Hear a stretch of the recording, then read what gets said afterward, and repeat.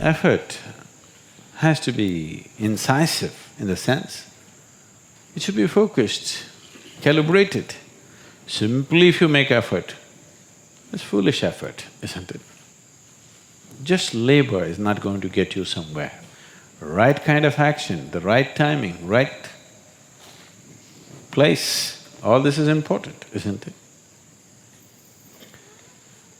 So, for all these things to happen, you need perception and intelligence. So that's all you must do in your life. Constantly looking for ways to enhance your perception and your intelligence. Rest will anyway happen. This is one thing that unfortunately humanity is not doing.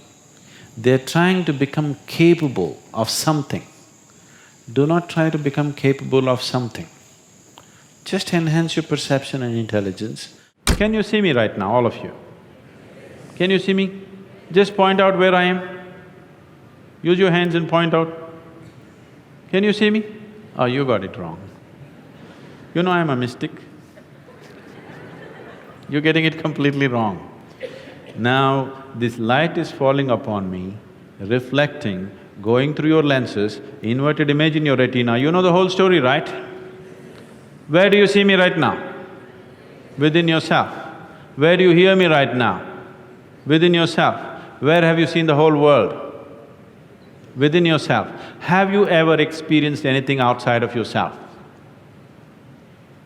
Everything that ever happened to you, darkness and light happened within you, pain and pleasure happened within you, joy and misery happened within you. Have you ever experienced anything outside of yourself?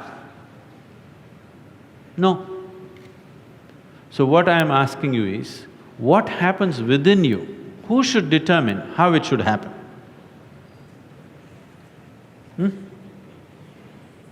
What happens within you? Who should determine how this should happen? Somebody else? Definitely you should determine what should happen within this, isn't it? So if you determine what's happening within this, your whole experience of life will be determined by you, nobody else but you, isn't it? The events around you may not be determined by you, but how your experience of life is on this planet is 100% determined by you if you take charge of this. If you leave it loose, just about anybody will determine it. They will, not consciously, they also like you by accident. If you just observe, if everybody makes a little effort, everybody take a little time for this piece of life, okay? Not for your family, not for your career, not for something else. Just for this piece of life, give it little time because this is the most important piece of life in your life, isn't it? Yes or no? Yes. Even if you're in love with somebody, still this is the most important piece of life, isn't it? So pay some attention to this. How does it happen? Why have you taken it for granted? Believe me, you're not going to be here forever. I'll bless you with a long life, but you're going to fall dead one day. Yes or no? Yes. So, do not take this for granted. If you wake up in the morning, tomorrow if you wake up in the morning… Now, this is not my wish, but I want you to know, of all the people who go to bed tonight, over 1 million people will not wake up tomorrow morning. And tomorrow, if you and me wake up tomorrow morning, is it not a fantastic thing? 1 million people did not wake up. You woke up. Is it not a great thing? Just look at the ceiling and smile. You are still awake. You're still there. And for many millions of people, somebody who's dear to them did not wake up. So just check those 5, 6 people around you. They all woke up. Wow, it's a fantastic day. You woke up and everybody who matters to you around you woke up. Yeah. Is it not fantastic day? Yes. You don't think so? Yes. Yes. You don't seem to think so. Yes. Because the problem is just this, you are living with an idea that you're immortal. When I say you're immortal, you're not actually thinking you're immortal, but you're not conscious of your mortality. If you're not conscious of your mortality, somewhere you think you're immortal, isn't it? How many moments in a day are you conscious that you're mortal? If you were conscious, would you have time to crib? Would you have time to fight with somebody? Would you have time to do some rubbish with your life? If you knew, if you are conscious that you are mortal, you would do nothing other than what is absolutely needed for you and everybody around you. This one thing if you do, if you just remind yourself, you don't think this is a negative thing. Death is not a negative thing, it's the only thing which has added value to your life. If you're here forever, you would be unbearable. Yes, yes. Isn't it? Aren't we glad everybody dies one day? If you just become conscious of this one thing, that always you're conscious that I'm mortal, you don't have to think, I will die today, we don't intend, we want to live as far as possible. Just you know, one day I will die. If you're just conscious of this one thing, you will naturally become spiritual. Every day, every moment if you remind yourself, this is a brief life, I'm mortal, one day I will end. Just do this for 2 days and see, you will become something truly fantastic within yourself, just this is all. That is simply beautiful. That's all that's needed. If you want to know the value of life, just know that it's a brief happening. Just loosen up your life a little bit, laugh a little more, involve yourself with people around you, do things that you think is not so important. Don't do things which are very important. Do simple things. It's very important you do simple things. Very important things you're doing in your life, you will become dead serious. You know, Bertrand Russell, an Englishman, Bertrand Russell said, if you're beginning to think that what you're doing is very important, you need to take a holiday. So holiday does not mean coming to India. Holiday is every day, in those 24 hours you must take a holiday from your seriousness. From your seriousness has come essentially because of your self-importance. You hold yourself as an important person. I want you to see you are like a speck of dust in this existence.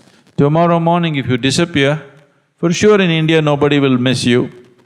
Even down under, they won't bother much, you know. A handful of people, they will also forget soon enough. Isn't it so? Oof! Nature does oof, you're gone. And nothing will happen in this world, everything will happen wonderfully well even if you're not there. Every human being should be aware of this every moment of his life. It does not matter what the whole world says about you. It does not matter how significant a work you're doing. You must understand that tomorrow morning the world will go on fine without you, whoever you may be. Isn't it so? If you constantly remind yourself of this, you'll have no reason to be serious. Definitely not dead. And don't be dead now, a time will come. It's time to be alive. To create fear, you have to use excessive imagination. To not be in fear, you don't have to do anything. Fear is happening because of excessive imagination, things that have not happened, you're creating. What may happen in your mind happens in 1,000 different formats. And most probably it never happens. The things that you feared, take 100 things that you have feared, probably 99 of them never happened, isn't it? Yes. So your fear is always about that which does not exist. You cannot fight or you cannot overcome that which does not exist. We can overcome something that exists. You cannot overcome that which does not exist. You just have to give up that effort. Enjoy the fear, After all, it's your making. You like horror movies. Yes, you're saying no, but you're producing them. It's just they're not making money, that's all. Fear means you're producing horror movies in your mind. Nobody else is willing to watch. That's bad for the producer. But you're producing them. So, you produce something else. Produce a comedy, a love story, suspense, thriller. Try and see today. Just sit down, produce a love story, a suspense thriller, a comedy. 5 minutes movies you make in your mind. Really. Start using your mind differently. It's just gotten into your pattern. Just gotten into your pattern of just creating horror movies all the time. You have watched enough horror movies, they're boring. Create something else. Even it's not that if you produce these movies, those things will happen in your life. Still they may not happen, at least you enjoy the movie. In reality it may not happen, so what? At least you enjoy what's happening in your mind, if you cannot enjoy what's happening in the world, isn't it? That much privilege every human being deserves, isn't it so? Even if the world is not kind to him, at least his own mind should be kind to him, should produce some nice movies. We are completely committed to one dimension of our intelligence which we call as the intellect, which is just the thought process. Thought can only happen with the data that you have gathered through 5 senses, which is very limited, one thing. Another thing is, the nature of data that the senses gather are only useful for survival process. The very nature of how you see things, how you hear, smell and taste and touch life is only relevant for survival process. If you wanting to know the life itself, then these instruments of perception are no good. Even what is light and darkness is a debate between you and another creature which sees darkness as light, isn't it? If you sit with an owl and start an argument as to which is light and which is darkness, it's an endless argument, but who do you think is right? Hello? If you're saying both, you're either in the diplomatic corps or you have a successful marriage. Some have both. You have learned to say both, but which is the truth? What I see is the truth or what the owl sees is the truth? That's not the point, it is just that nature has opened up our sense perception as it is necessary for our survival. Accordingly, it has opened up sense perceptions for different creatures as it is necessary for their survival. But if survival is all you're seeking, this is good enough, the 5 senses. But once you have come as a human being, somehow survival is not good enough. If your stomach is empty, there's only one issue about food. But once the stomach becomes full, you have 100 issues going on. So the nature of the human being is such, no matter what you do, you want to be something more than what you are right now. And if that something more happens, something more, it's an endless pursuit. So somewhere, a human being is seeking a limitless expansion, but trying to do it with physical means. The very nature of physicality is a defined boundary. If there is no defined boundary, there is no possibility of physical happening in the universe. But now, a human being is longing for the boundless, that too in installments and through physical means. Through the boundary, you're trying to become boundless. The desire is fantastic, the method is hopeless. Because the moment you identify yourself with something, your intellect's work is just to protect that identity. If you… whatever the identities of nation or family or gender or race, religion, whatever, the moment you identify yourself with something, your intellect will only function around that to protect that. So, it is a certain type of prejudice the moment you're identified. So, the only thing I did with my life is, I never identified myself with anything, and life just exploded within me in ways that thought seems so puny that I do not indulge in thought most of the time. Pleasantness is the choice, isn't it? So why is it so much unpleasantness is happening in human experience? Because we never took charge of the inner dimension. We believe by fixing the outside, everything is going to be okay. In the last 150 years, with the advent of science and modern technology, we have fixed too many things on the outside. If you fix any more, there won't be a planet left. Yes? Definitely this has brought much convenience and comfort to our lives. In every way, we are the most comfortable generation ever. You agree with me? I know you have series of complaints about how things are not okay, but we are the most comfortable generation ever before on this planet, isn't it so? But we cannot say we are the most joyful generation on the planet, we are the most loving generation on the planet, we are the most blissed out generation on the planet, definitely not. We are complaining like crazy about everything, like never before. This is because we fixed the outside. Comfort and convenience has happened, well-being has not happened.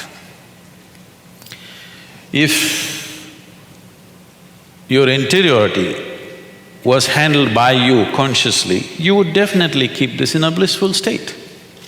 So is bliss the goal of life? No. Bliss is a necessary condition for life to flower to its full potential, otherwise it will remain constrained. You're paying too much attention to everything around you, not enough attention to this one. But the quality of your life is essentially determined by how you carry this one. Yes or no? This moment, what kind of clothes you're wearing, what kind of car you parked outside, what kind of home you live in does not determine the quality of your life. This moment, how joyful are you feeling within yourself determines the quality of your life, isn't it so? Nothing has been done about it. You think it'll happen in consequence, and you're setting impossible goals for your happiness. If I have to be happy, my wife should be like this, my husband should be like that, my children should be like this, the world should become some other way. Well, these are impossible conditions you're setting for your happiness and peacefulness. Now that you have compromised yourself to peace, why I'm saying compromise yourself to peace is because a lot of people have given up aspirations for being ecstatic or blissful. If I'm just peaceful, it's enough. Even the so-called spiritual leaders are going about and saying peace is the highest goal in your life. Peace is not the highest goal in your life. If you want to enjoy your lunch today, you must be peaceful. Yes or no? If you're not even peaceful, there is nothing in your life that you can do in a worthwhile way. To be peaceful essentially means this, that you're not messing your mind. To be peaceful means that your system is at ease. You know how to conduct your mind, you know how to conduct your emotions, your body and your energies, you are peaceful. It is not a rocket technology, it is the most basic thing. You have a dog at home, you give him his food, he sits peacefully. Maybe not ecstatic, but peacefully. Many times they're ecstatic also. Yes? If your dog is able to sit peacefully, oh, he doesn't have to run my industry. That's not the point, he's got his own stuff going.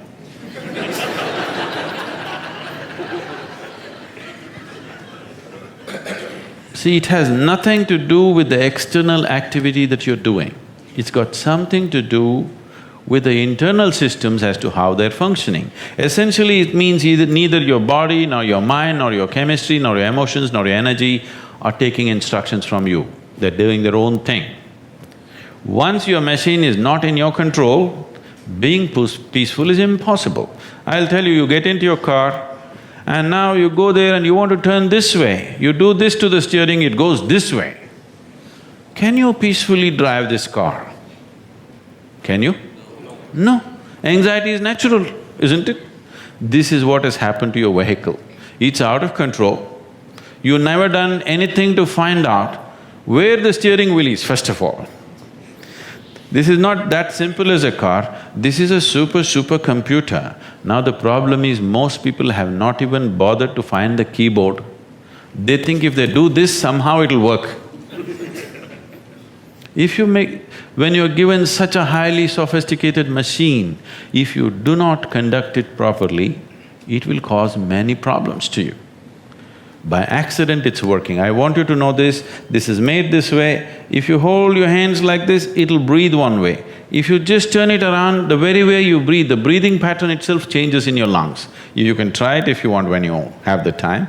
This way, this way. I'm saying everything that you do, fundamental changes are happening in this machine because it's such a sophisticated machine. It's more than a touch screen. If you just wish it, it will happen. When you have such a sensitive and sophisticated machine and you are operating like a blacksmith, then being peaceful seems to be difficult. Peace is not the highest goal in your life, it is the most fundamental requirement. Don't ever set peace as the highest goal. If you do that, you will only rest in peace. You must see, to be peaceful is the first thing in your life, isn't it? If you want to do anything sensibly in your life, if you want to conduct any situation in your life sensibly, to be peaceful and happy is fundamental. Unfortunately, in many ways, not just in the way that I said now, in many different ways, I would say 70% of illnesses on the planet, all kinds, are self-created. Even if you get an infection, there is a way. If you keep yourself in a certain way, physically and mentally, the virus and the bacteria will not work the same way as it works upon somebody else. If you set yourself like this, no matter what's happening, anyway, I have to go and do this and this. There's no break from that. The last 29 years, I have not been able to cancel one program because I'm running temperature, I got a cold, I got this, I got that. It doesn't matter what's happening, what you have to do, you anyway have to do. You can't turn back on that. Either out of your commitment or you have a boss like that. One way or the other, if it happens, then you will see, you will not at all fall sick so often. Because if you have temperature, you still have to go. If it's summer, you still go, right? Now, a lot of people don't go. It's a little hot outside, they don't go and work. Little cold outside, they don't go and work. A little raining, they won't go and work. A snowflake, they will not go and work. This is just weather. So for every change in weather, if you have the comfort of covering yourself in a blanket and lying down, once you create that, your body will learn to fall sick as often as possible. If you just keep it this way, it doesn't matter what it is, anyway I have to go and do what I have to do, you will see your body will just bounce back as quickly as possible, even if it gets the worst kind of infections. So you just have to set the necessary conditions for health, necessary incentives for health, both for yourself and your children if you have them. Do not set incentives for sickness. I was speaking in Nashville a few years ago. I was just telling them a joke. In the joke, I referred to God as Him. Immediately a few ladies stood up. Do you believe God is a man? Whoa, whoa, whoa. I know where it's going. I was only telling you a joke. It doesn't matter, you said Him. Do you believe God is a man? I said, I was only telling you a joke. It doesn't matter. So now there is an argument going around in certain parts of America. Is God a man or a woman? In India, we have no such problems. We have a man god, we have a woman god, we have a cow god, we have an elephant god, we have a monkey, we have a snake, we have flying ones, crawling ones, creeping ones, every kind.